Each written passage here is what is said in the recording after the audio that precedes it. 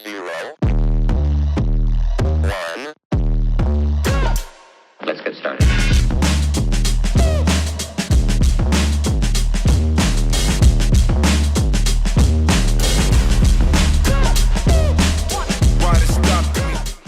Hey guys, welcome to Unforced Errors. My name is Carl, and if you guys are familiar with the channel, you know that we are big fans of Chorus Pickleball here. And for those of you interested, we did just have the founder of Chorus, Matt Cox, on the podcast. He's an incredible human doing amazing things with a pretty crazy introduction to pickleball. I'll put the link to that interview in the description if you guys want to check that out. We have really enjoyed many of Chorus's paddles, and today is no exception. We are here to talk about the Chorus Coda, the new all-foam paddle from Chorus, which is available for pre-order right now at $174.99. But you can save 10% if you use code UNFORCEDERRORS at checkout. I would also like to add full disclosure that Matt from Chorus sent us this paddle to test, but no money was exchanged. We're not obligated to create a review, and there are no strings attached. So the Coda is one of the newer thermoformed all-foam builds that's trying to blend power, touch, and stability into one all-court package. This isn't your traditional foam paddle. The Coda uses a triple density foam core, or treble foam, inside a thermoformed unibody construction. The goal here is more dwell time, better vibration dampening, and a larger, more forgiving sweet spot. And let me tell you, the sweet spot is huge on this paddle. So let's jump into the specs.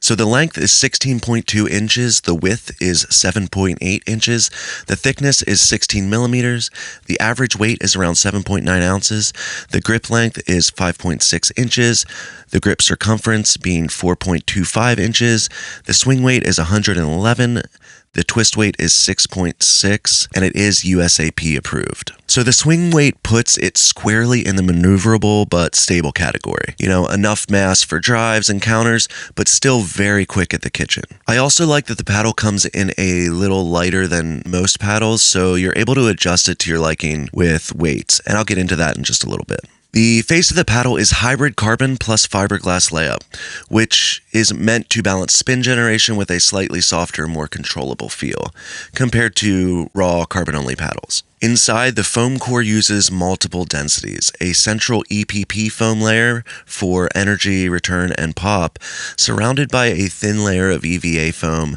to widen the sweet spot, and a polyurethane foam reinforcement for stability on off-center hits. Here's Matt from Chorus talking about it. We would love to hear about that because we are very excited. Look at it.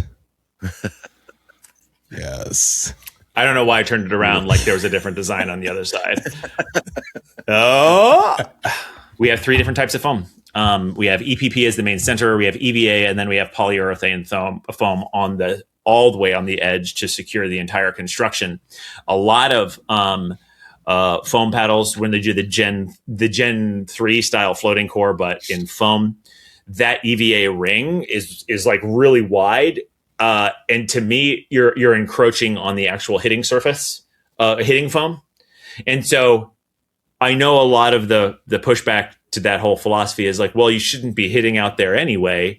And I'm like, sure, but the fall off of consistent feel starts to happen the closer you get to the EPP edge anyway.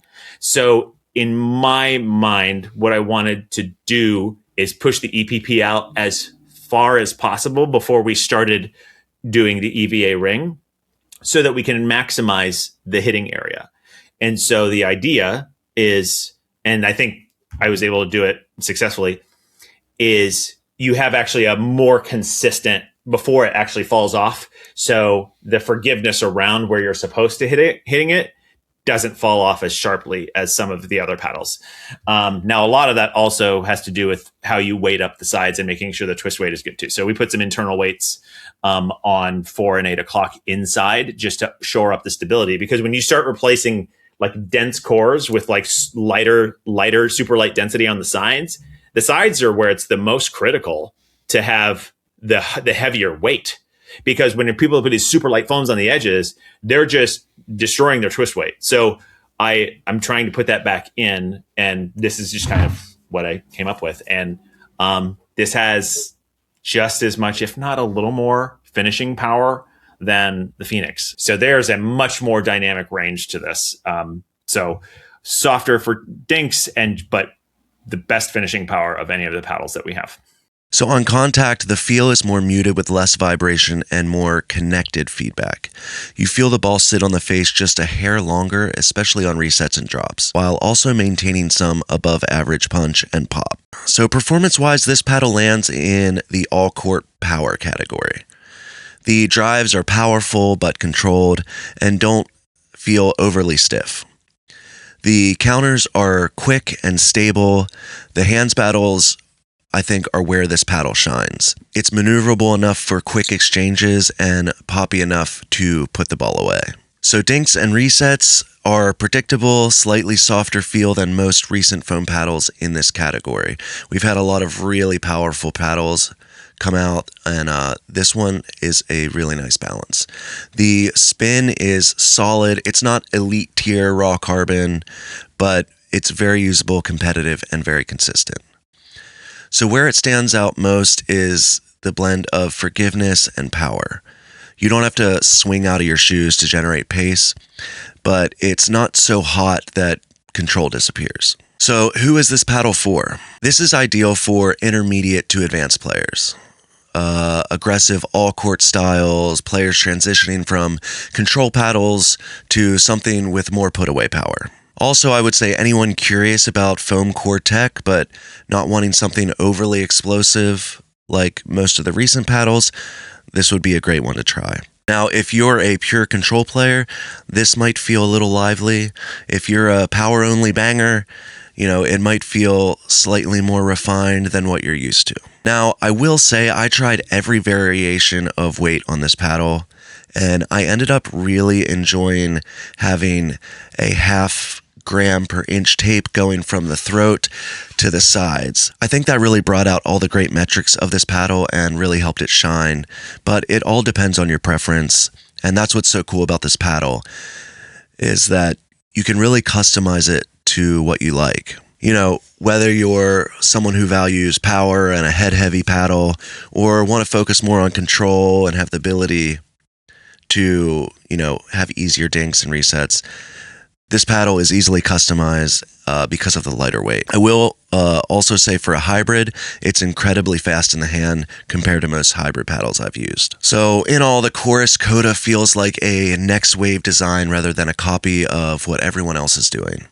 It sits right in that sweet spot between power and control, and the measurable metrics back up how it plays.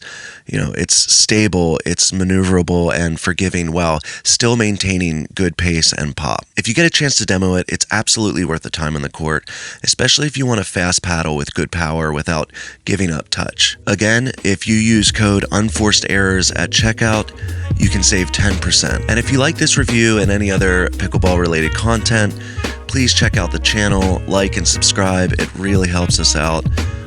And we'd really like to see what you guys are thinking. So with that, I will see you out on the court.